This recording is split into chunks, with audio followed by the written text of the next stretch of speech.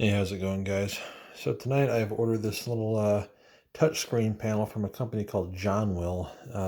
It's fulfilled through Amazon, but it's a little, it's about the size of a laptop screen. I believe this is 15.6 inches, so pretty much like a standard kind of a mid-range laptop screen size. And it is a 1080p IPS touchscreen. And here's a little user manual that comes with it. Pretty much explains how to set it up. Not much to it, I imagine, but we're just going to go ahead and see what's in the box, and I'll go give it a try out here in a little bit. But it comes with an HDMI cable, and it looks like it's got like the micro end and then the normal sized end here to hook up to the tablet, to your normal, whatever your devices that you're using. I was going to use this for that second PC I built with the AverMedia capture card, because then I wouldn't have to use a mouse or anything. I could just touch the screen, like to start recording, stop recording. Wouldn't need to use a keyboard or anything like that. It would all just be done through the touch interface, which I thought would be kind of a cool way to do things. But let me pause for a second here, start getting some stuff out of the box, because it's like I don't want to use one hand to remove this and potentially damage it. But just let's see. Well, first of all, we got a little micro USB cable. Like I said, we had our HDMI cable in there. We've got DC power adapter, USB. It's pretty much like the standard kind of adapter that you get with a phone, the looks of things. And all right, I'm gonna go ahead and pause a second and get this thing out of the plastic, and then I'll resume. So I've got it out of the plastic bubble wrap and so forth. You can see it does come with like a carrying case, because it's designed to be a portable panel, so you could use it with a lot of different types of devices. Like I think the idea is so you can kind of bring like a console with you somewhere, like a PlayStation or something like that. They make different varieties too. This company makes some of them, and then there's all these different Chinese companies that produce kind of the same concept, but some of them are like QHD. They do make a 4K version. They're a bit more expensive, of course. That are actually even like HDR compliant, although they're like 300 or 400 nits of brightness, so they're not really HDR. They're just they can enable the color palette, but they're not really bright enough. But like I said, the idea is so you can hook it up. Like if you wanted to bring your Xbox to a friend's house or something, and you didn't want to bring a big TV with you, you could bring this. Or if you have a laptop and you want to use this as like a second monitor for additional productivity, or to watch videos on it while you play games on the other one or something, this gives you the option of having kind of an easily portable, expandable monitor system. Like you can get little spots for the speakers that come through the back of it. I'm not sure. I think that yeah, it's kind of like dealing with like an Android tablet to some degree. There's some buttons back here. Not sure what they do just yet, but probably for changing settings and turning it on or whatnot. But we've got it opened up here. I'm gonna set the phone down for a second so I can set this up, just because again it's kind of difficult to work with one hand. But you can see that they've got some film covering up the screen. I may look into seeing if I can find like an actual protector for this screen or something, because I don't want to be constantly touching it and eventually probably getting, invariably things get a little bit scratched or scuffed up over time. It doesn't matter how careful you are with them unless you have a protector on it. So I may look into something like that. But give me 1 second, I'll be right back. So you can kind of stand this thing up.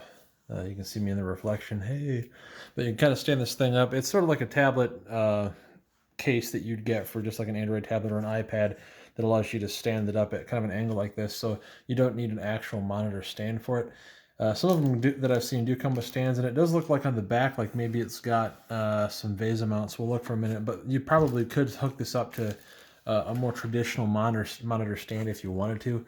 We'll have to wait and see. We'll have to look and see if it does support that or not. Sorry, I've got to be careful here, but here you can see the side. Let me pull back here a little bit. But we've got what looks like the DC jack down here. Let me try to get this focused. Sorry. The DC jack, you've got the USB port. I'm sorry, there we go. You got an audio jack and what looks like a couple of HDMI ports. So I guess you can have a couple different sources hooked up to it at one time, although it only comes with the one HDMI cable, and for my purposes that's fine. But if you wanted to hook up like a PC to it and then also a console of some kind to it, you could have them both connected here, and then probably just use a button to change the source, which I imagine is one of those buttons on the back of the screen. But yeah, you've got, let me pause here real quick. We'll turn this around so I can look at the back of it and see what these are all labeled as. 1 sec. All right, you can see what I was getting at here. You've got your Why this doesn't want to focus very well, I'm sorry, but so you got your DC power, you've got your USB. This connects it to the PC, which allows it to apparently this can be powered over the USB, and you're supposedly, what it said right on Amazon was, do not connect both the DC and the USB at the same time or it will damage it, which to me is really stupid. Like, it just seems like there should be a fail-safe in there somewhere, that if you connected both at the same time, that one would just not be needed and it would shut one or the two of them off. In fact, like the PC connection should just take priority, but whatever, apparently it doesn't. So don't connect both at the same time. According to right on the Amazon website, the description provided by the manufacturer, connecting both will damage the panel because it'll have too much power input, so don't do that. But you got your audio jack and 2 HDMI inputs like I thought. So, and you got a little speaker back here like I thought, and look, it does look like there are standard VESA mounting screws. So you could take in like I think 3M is a company I've bought them from before, but pretty much any kind of a standard VESA mount stand, or you could mount this like if you had like a multi-arm on your desk, which I've got one of those in my closet, but I didn't want to put it on my current desk because I didn't want to damage the desk. But you should be able to hook up to any kind of a VESA mount that would support it, and that would allow you to have a more traditional monitor stand or whatever. With that sort of make it difficult to use the touch features, I guess, depending on how far away it was sitting from you, but at least that would be an option. So that said, we've got pretty much all the, we've looked at all the ports, we've looked at kind of what came in the box.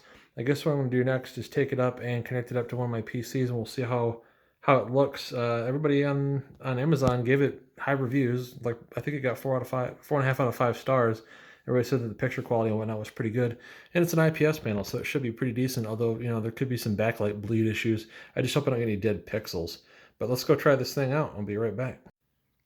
I thought really quick here we'd look at this manual before I go upstairs. This is actually pretty decent. It's 15.6 inches, an IPS panel made of aluminum alloy, 1080p resolution. A 2 millisecond response time for IPS is really good. I'm not sure how they got it that low on an IPS. I thought, like, usually, I guess they do make some that are pretty low like that, but that's not bad. This thing was like $230 though, so I guess I shouldn't expect it to be that low quality. Let's see, contrast ratio of 800:1, widescreen, yes, color, okay, Backlighting is LED backlit, it says, but that would imply it's TN, so I don't know. USB power supply, mentioned, basically what comes in the box. That speakers, it's a little over 2 pounds, 2.25 pounds. About 1/2 inch thick, the size dimensions, total package weight, and package dimensions. And then there's just some basic manufacturer information. Shanghai Huanggu Technology Company Limited, Johnwill portable monitor, customer service, email, whatever the hell that is. I would be very surprised if their customer service was any good. But, like I say, as good as the reviews were on Amazon, it might not, unless they're all bot accounts or something, which I kind of doubt. It's probably not bad. But all right, so like I said, I just thought you guys would want to see like the general dimensions and information provided here. But we'll go ahead and take it up and hook it up to the PC. Be right back. All right, so I got it hooked up and it's working, but for some reason it's working on my main desktop, but it will not work on my secondary desktop. And when I say it doesn't work, I just mean the touchscreen functionality. For some reason, it's throwing an error message about, I forget what the hell it said now, but it's got a little yellow triangle on the device manager and the USB. Something about the device malfunctioned, like it just won't work on that PC. And it is an older machine, slightly, but it still has USB 3.0 ports, so I'm really not understanding yet why it isn't working. What I need to do probably is go to the manufacturer website and see if maybe there's a USB driver I don't have installed or something. But suffice to say, it definitely works. It's working on my main PC just fine.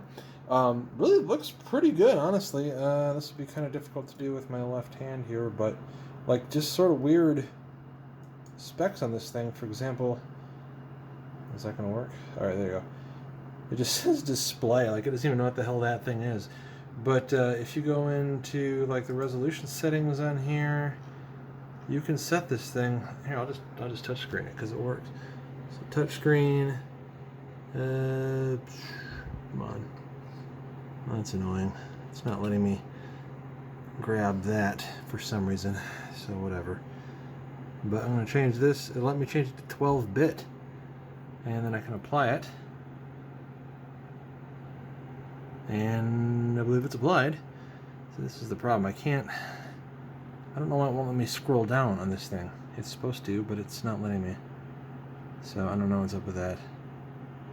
Maybe it's too far off the edge of the screen or something, I don't know. But it says it's full RGB and 12 output depth.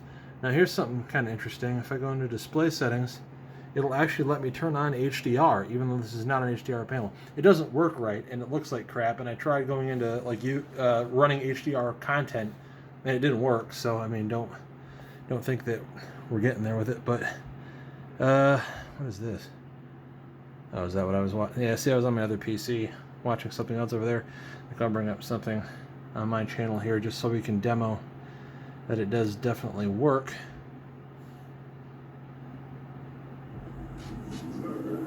Yeah, let me mute that. That's coming through my speakers over there.